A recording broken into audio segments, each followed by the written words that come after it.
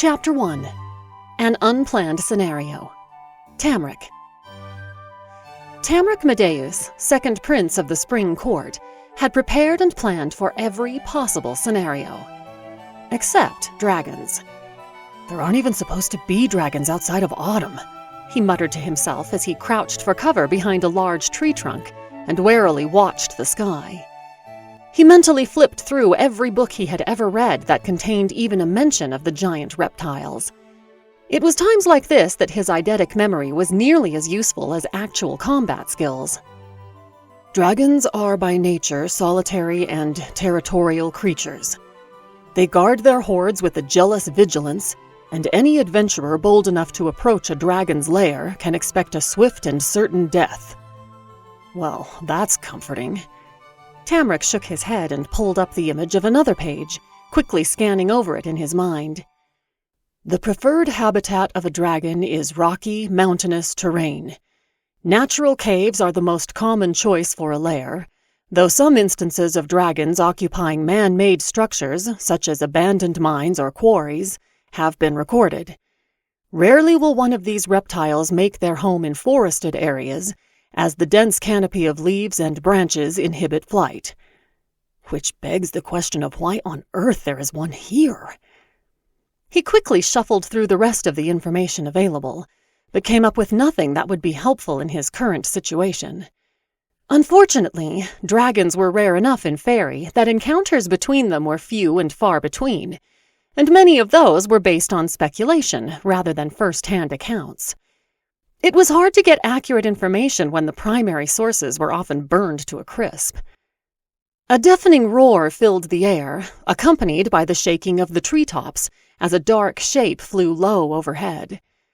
Tamric watched uneasily as the dragon banked and then turned sharply back towards his hiding place. He pressed his back as close to the trunk as he could and stilled, breathing out a prayer that the dragon would have poor eyesight and somehow miss the bright red of his tunic. It had been chosen as a safety measure against any unsuspecting hunters they met in the mostly deserted stretch of forest along Spring's eastern border. It was unlikely that he would be mistaken for an animal in such a bright color. If Tamric had known a dragon would be the one hunting, he would have gone with green. With another screeching roar, the giant beast passed directly overhead, lowering its nose and breathing out a steady stream of flame into the treetops. Tamric scurried to his feet and took off through the trees. Make a note. Dragons have an excellent sense of sight. His legs and feet, unused to the exercise, stumbled and tripped over the uneven ground and hidden sticks and roots, and soon all of his focus was bent on simply staying upright while running as fast as he could in the opposite direction of the flames that were quickly devouring the forest behind him. A stitch formed in his side, and he gasped for air. The dragon continued to circle overhead. Each time its shadow passed over him, Tamric was certain it was going to be the end. I should never have suggested a tour of the kingdom, he thought ruefully, as he once again tripped and fell to his hands and knees on the forest floor. The palms of his hands stung, and he shook them out as he scrambled to his feet again and continued running. Taran will be a fine king without needing to know the state of affairs of the border towns, and he could just as easily have asked for local officials to make reports. A lot of good I'll be as an advisor if I'm nothing but a pile of ash. He ducked and covered his head as another jet of flame billowed through the trees, this time close enough that burning bits of leaves and branches came falling down around him. Keep running!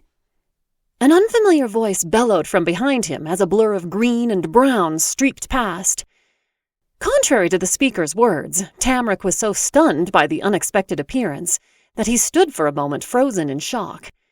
The sharp crack of a limb behind him and a fresh shower of burning embers spurred him back to life, and he sprinted after the figure in green. "Take your shirt off!" the man called over his shoulder.